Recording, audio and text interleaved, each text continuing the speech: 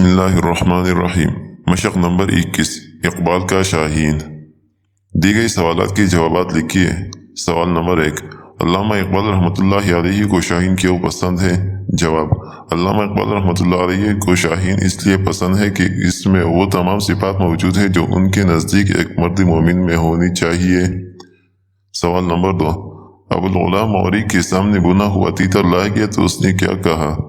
جواب: بنا ہوا تیتر جب موری کے سامنے لایا گیا تو بجائے خوش ہونے کے موری کہنے لگا، افسوس سد افسوس کہ شاہین نہ بنا تو، دیکھے نہ تیری آنکھ نے فطرت کی اشارات، تقدیر کے قاضی کا یہ فتویٰ ہے ازل سے، ہے جرمی ضعیفی کی سزا مرگی مفاجات۔ سوال نمبر 3، علامہ اقبال رحمۃ اللہ علیہ نوجوانوں کو کیسے دیکھنا چاہتے تھے؟ جواب: اقبال اپنے قوم کے نوجوانوں میں شاہین کی صفات دیکھنا چاہتے تھے۔ اقبال کی نظر میں شاہین کے علاوہ کوئی اور پرندہ ایسا نہیں جو نوجوانوں کے لیے قابل تقلید نمونہ بن سکے۔ سوال نمبر 4، اقبال رحمۃ اللہ علیہ کے نزدیک انسان کی کامیابی اور نجات کس چیز میں ہے؟ جواب: علامہ اقبال رحمۃ اللہ علیہ کے نزدیک صرف اسلام ہی ایک ایسی حقیقت ہے جو بنی نوع انسان کے لیے نجات اور کامیابی کا ذریعہ ہے۔ سوال نمبر 5، علامہ اقبال رحمۃ اللہ علیہ کے خیال میں مسلمان کیوں زوال پذیر ہوئے؟ جواب: علامہ اقبال رحمۃ اللہ علیہ کے خیال میں مسلمان اپنی سستی، خواب غفلت اور علم و عمل کے میدان میں پیچھے رہنے کی وجہ سے زوال پذیر ہوئے۔ سوال نمبر 6، علامہ اقبال رحمۃ اللہ علیہ نے مسلمانوں کو ترقی اور عروج کا کیا طریقہ بتایا؟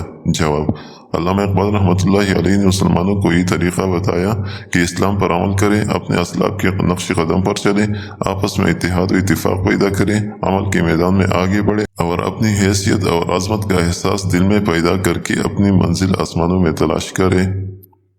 سوال نمبر 7، دی گئی عبارت غور سے سنی اور آخر میں دی ہوئی سوالات کے جوابات دیں۔ عبارت: قیام یورپ کے دوران میں علامہ اقبال رحمۃ اللہ علیہ نے جہاں مغربی تہذیب کا باریک بینی سے مشاہدہ کیا، وہاں انہوں نے فلسفے اور اسلامی علوم کا گہرا مطالعہ کیا۔ اسلام کی تابناک ماضی کی تاریخ بھی ان کے سامنے تھی اور یورپ کی نمائشی اور کوکلی تہذیب بھی۔ یہی وجہ ہے کہ یورپ کی تہذیب انہیں متاثر نہ کر سکی۔ البتہ وہ مسلمانوں کے موجودہ زوال پر رنجیدہ تھے۔ انہیں مسلمانوں کی کاہلی اور بے عملی کا بڑا دکھ تھا۔ اسی دکھ نے ان کو مایوس نہیں کیا بلکہ ان کے لہجے میں دلوں کو تڑپا دینے والا درد پیدا کر دیا۔ یورپ سے وہ اسی جذبے ہضم اور فیصلے کے ساتھ واپس آئی کہ عالم انسانی بالخصوص ملت اسلامیہ کو اپنے شاعری کے ذریعے سے عمل پر آمادہ کریں گے۔ انہوں نے اپنی شاعری میں یہ پیغام دیا ہے کہ دنیا کے تمام مسائل کا حل صرف اسی میں ہے کہ وہ عقیدہ توحید کو اپنائے اور تمام انسان ایک ملت بن جائے، رنگ و نسل، ملک و قوم کی تمام امتیازات کو مٹا کر ایک عالمگیر انسانی برادری کا قیام عمل میں لائے۔ یہ ان کا مسلمانوں کے لیے مستقبل کا منصوبہ تھا۔ وہ یہ بات بھی اچھی طرح جانتے تھے کہ نوجوان مستقبل کے معمار ہوتے ہیں، اسی لیے انہوں نے نوجوانوں کو خاص اہمیت دے کر انہیں اخوت، مساوات، خودی، جہد و عمل اور حریت کا درس دیا۔ علامہ اقبال رحمۃ اللہ علیہ یورپی تہذیب سے کیوں متاثر نہیں ہوئے؟ جواب: اسلام کی تابناک ماضی کی تاریخ اور یورپ کی نمائشی اور کوکلی تہذیب علامہ اقبال رحمۃ اللہ علیہ کے سامنے تھی۔ یہی وجہ ہے کہ وہ یورپ کی تہذیب سے متاثر نہیں ہوئے۔ یورپ سے واپسی پر علامہ اقبال رحمۃ اللہ علیہ کا عزم کیا تھا؟ جواب: یورپ سے واپسی پر علامہ اقبال رحمۃ اللہ علیہ کا عزم یہ تھا کہ عام انسانی معاشرہ بالخصوص ملت اسلامیہ کو اپنے شاعری کے ذریعے سے عمل پر آمادہ کریں گے۔ مسلمانوں کے مستقبل کے لیے علامہ اقبال رحمۃ اللہ علیہ کا منصوبہ کیا تھا؟ جواب: مسلمانوں کے مستقبل کے لیے علامہ اقبال رحمۃ اللہ علیہ کا منصوبہ یہ تھا کہ رنگ و نسل، ملک و قوم کی تمام امتیازات کو مٹا کر ایک عالمگیر انسانی برادری کا قیام عمل میں لائے۔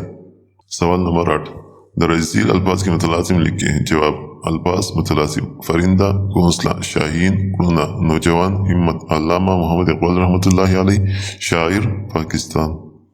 سوال نمبر 9، درج ذیل متشابہ الفاظ کو اس طرح جملوں میں استعمال کریں کہ ان کی معنی واضح ہو جائے۔ جواب: متشابہ الفاظ استعمال: پھل، حمید پل بھر یہاں رکا اور پھر چلا گیا۔ پھول، یہ پھول زیر تعمیر ہے۔ ملک، ملک الموت رخ قبض کرنے پر مامور ہے۔ ملک، یا اللہ ہمارے ملک کی حفاظت فرما۔ جگ، جگ شربت سے بھرا ہوا ہے۔ جگ، یہ دنیا کل جگ نہیں ہے۔ ذرا ٹہریے میں ابھی آیا۔ ذرہ، اسلم نے ذرہ برابر کوشش نہیں کی۔ دم، تھوڑا دم لو پھر چلتے ہیں۔ دم، ہاتھی کی دم بہت چھوٹی ہوتی ہے۔ سوال نمبر 10، دراصل الفاظ کو جملوں میں اس طرح استعمال کریں کہ تذکیر و تانیث واضح ہو جائے۔ جواب، الفاظ استعمال، جگنو رات کو روشنی دیتا ہے۔ چٹان، یہ چٹان گرنے والا ہے۔ منزل، انسان کو منزل مقصود تک پہنچنے کے لیے ہر ممکن کوشش کرنی چاہیے۔ لالچ بری بلا ہے۔ فطرت کبھی نہیں بدلتی۔ سوال نمبر 11، دی ہوئی عبارت درست تلفظ کے ساتھ پڑھیں اور آخر میں دی ہوئی سوالات کے جوابات بتائیے۔ لندن اور پیرس دونوں جگہ میں نے کتابوں کی دکانوں میں بچوں کو بھی خاصی تعداد میں دیکھا۔ اچھا، بچے کے کھلونوں کے علاوہ بھی کوئی چیز خریدنے بازار جاتے ہیں۔ خاص طور پر چھوٹے بچوں کو کتابوں کی تلاش میں دیکھ کر بڑی ہی خوشی ہوتی ہے۔ مجھے کامل یقین ہے کہ جس بچے کو کتاب سے دلچسپی ہو جائے وہ بڑا ہو کر ضرور عالم بنے گا۔ کتاب انسان کو بدل کر رکھ دیتی ہے۔ اچھی عادتوں سے انسان کی زندگی بنتی ہے۔ جس قوم میں اچھی عادتوں کے لوگ کثرت سے ہو وہ قوم خوشحال ہوتی ہے۔ اچھی عادتوں سے میری مراد اس قسم کی عادتوں سے ہے جیسے محنت کی عادت، دیانت کی عادت، کفایت کی عادت، خدمت کی عادت۔ لندن، آکسفورڈ، کیمبرج اور پیرس میں نے لوگوں کو مستعد اور محنتی پایا۔ وہ جو کام بھی کرتے ہیں بڑی خلوص اور استقلال سے کرتے ہیں اور اس کام میں مہارت حاصل کرتے ہیں۔ ان کو آسانی سے پیسہ یا نام کمانے کی جلدی نہیں ہوتی، اس لیے ان کی ساری توجہ کام کی طرف رہتی ہے اور وہ چوری اور کام چوری دونوں سے بچے رہتے ہیں۔ محنت اور کام کو عیب نہیں سمجھا جاتا۔ ہمیں دوسری قوموں سے محنت اور دیانت کا سبق حاصل کرنا چاہیے۔ ان میں جو برائیاں ہیں ہم ان کو نہ اپنائیں، لیکن جو خوبیاں ہیں انہیں ضرور اپنانا چاہیے۔ بڑی تعداد میں بچوں کو کتابوں کی دکانوں پر دیکھ کر مصنف کے ذہن میں کیا خیال آیا؟ جواب، مصنف کے ذہن میں خیال آیا کہ بچے بڑے ہو کر ضرور عالم بنیں گے۔ کتاب کی اہمیت کے بارے میں مصنف کا کیا خیال ہے؟ جواب، کتاب کی اہمیت کے بارے میں مصنف کا خیال ہے کہ کتاب انسان کی زندگی بدل کر رکھ دیتی ہے۔ مصنف کے نزدیک قوموں کی خوشحالی کا راز کن عادات میں پنہا ہے؟